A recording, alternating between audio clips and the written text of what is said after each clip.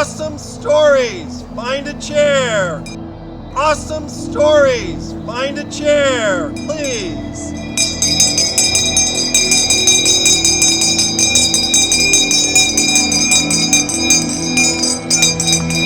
Three minutes.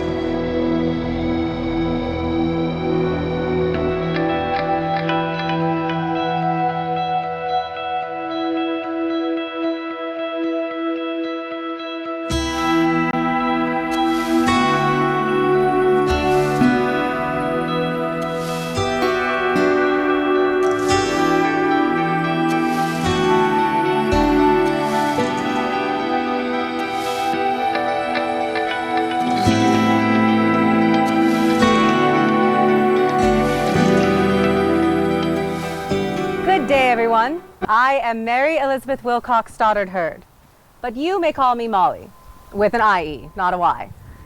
I currently reside in Section 21A of the Placerville Union Cemetery, but was previously a citizen of the cities of Placerville and Los Angeles. I was born February 4th, 1870 in Placerville, the daughter of Truman Wilcox and Mary Robertson. As I grew up, I witnessed the transformation of Placerville from a ruckus mining town to a thriving community. However, I lived most of my adult life in Los Angeles. I understand that the city has become one of the largest in the world, but I'm getting ahead of myself. Let me tell you where I fall on the Blair family tree. I am the niece of John and Jane Robertson Blair. My mother, Mary Robertson Wilcox, was Jane Blair's sister. My father was Truman Wilcox. Father died tragically March 1st, 1877, when I was only 7 years old. He was a Placerville grocer who met an untimely death after falling headfirst into Hangtown Creek while walking home one dark evening after closing the store. The Mountain Democrat published an article titled "A Shocking Catastrophe."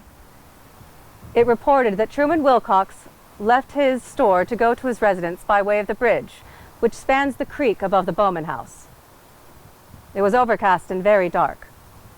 Truman may have been unable to see very well, and in trying to make sure he didn't miss the bridge, it appeared he stepped over the upper ledge and fell headfirst down the bank 12 to 15 feet, breaking his neck. He most likely died immediately. Mrs. Wilcox and one of Truman's employees, Mr. Hardy, went to see what was keeping Truman so long. Carrying a lantern for light, they happened to shine it down toward the creek and found his body. It was a family tragedy that also shocked and saddened the whole community. The article concluded that Mr. Wilcox was one of our oldest citizens and most prominent merchants, a Mason of high standing, a public-spirited citizen, a kind-hearted and genial gentleman, a good neighbor and most hospitable host. His untimely fate has cast a deep gloom in this community. These were difficult times for my mother, my brother Robert, and I. But Mother soon married Judge Clark Howard, and my brother and I gained two stepsisters, Mrs. H.E. Dillinger and Alma Tachtmeyer. Back in the day, Placerville was a bustling gold rush town, known as Hangtown, due to its infamous past. But let me tell you, life here was more than just gold and grit. We had thriving cultural and civic institutions, which I helped support later in life. In 1886, when I was just 16 years old, I married Frank Stoddard from Sacramento.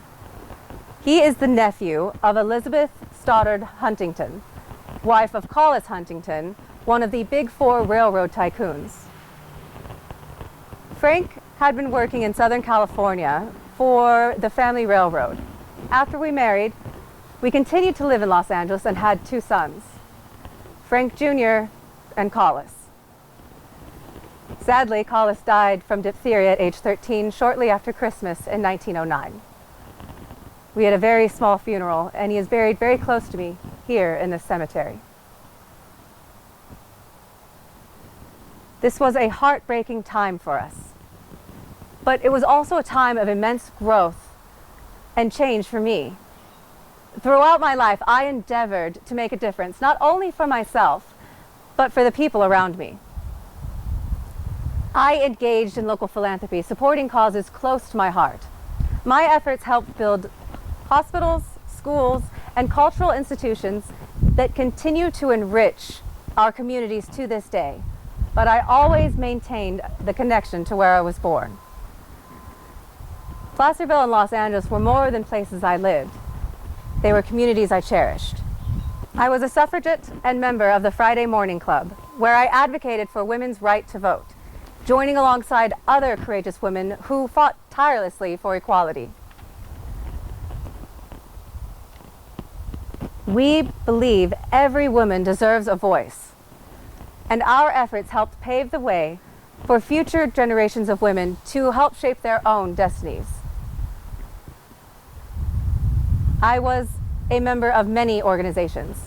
The closest to my heart were the Florence Crittenton Home for Girls, where I served as president of manager of the boards, and the Los Angeles County Humane Society for Children. I was a volunteer probation officer for juvenile court work in 1913. People called me Little Mother of the Motherless due to my work for children, especially girls who didn't have the best start in life. I wrote to my parents about the importance for the need for the Crittenton home. Let me read you part that best expresses my passion for the importance of responsible parenting to help save these girls from despair and to give them a chance for new and better lives.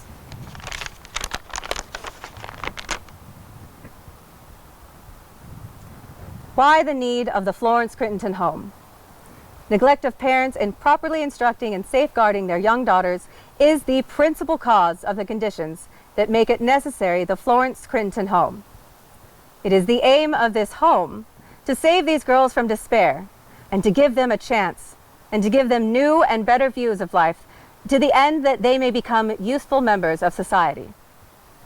Dear fathers and mothers, are you doing all the necessary things for your girls? Do they know the story of life? Do you allow them to have their friends in your home? Are you acquainted with them? Do you chum with them? Do you go with them to places of amusement? Or are they properly chaperoned? If you do, your girl will never need the Florence Crittenton home. Very respectively.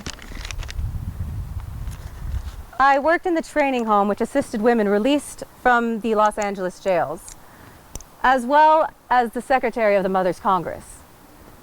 When I retired from the Mothers Congress, I was presented with a cut glass punch bowl.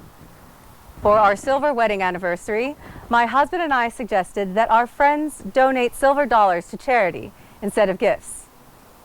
Would you believe that we filled that bowl with over 1,000 silver dollars?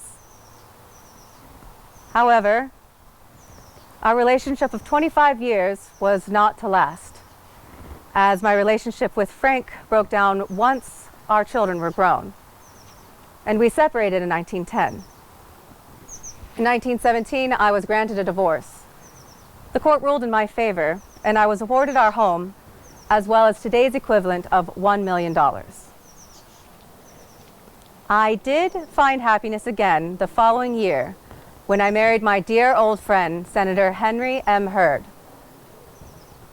Henry was a prominent Southern California attorney with whom I built a solid friendship as we worked for a number of committees for nonprofits over the years. Henry would often join me to Placerville when I would visit friends and family, and he immediately fell in love with El Dorado County and its people. Together, we built a summer home at 5 Mile Terrace, El Camino, and we called it the Pioneer Lodge. We would often host parties there and invite our friends and family to stay with us there in the summer months. Tragedy struck again when my dear mother died in 1925. We buried her here in the cemetery. My beloved Henry passed shortly after her in 1927, and he is also buried in the family plot. so much death followed by my own on January 19th, 1929 of cancer in Los Angeles. My body was brought back here, and I was buried next to my son, Collis Stoddard, my second husband, Henry, my father, Truman, and my mother. Upon my death, I provided a bequest of $10,200 to a society close to my heart, the Placerville Shakespeare Club, which is the oldest continuously operating women's club in the United States. The money I bequeathed was used to build the Shakespeare Clubhouse. Although its original location was about 5 miles west of where the Adventist school is now located, a highway was supposed to be erected right through the center of the club. The state of California offered to buy the club, but the members objected and insisted that it be moved to its present location on Bedford Avenue. The funny thing is the state went through a whole lot of trouble for nothing, as the highway they were going to build never came to fruition. They went through all that hassle and expense to move it to Bedford Avenue. That being said, I do like its new location, as it's closer to where I was born and raised in downtown Placerville, and it's also closer to my final resting place. All these years later, even after my gift was given, the club still stands proudly today. The members of the club are dear community-conscious women who continue to do great work for literacy and education. Each year on my birthday and on Memorial Day, members of the club place flowers on my grave. The club scholarship program is also named in my honor, as well as its annual gift of a book given to the county library. Placerville is a special place, filled with special people. I am proud to be from here, and am equally proud of my family's rich heritage in this county. I am very honored to have shared my story with you today. And remember, it's Mollie with an IE, not a Y.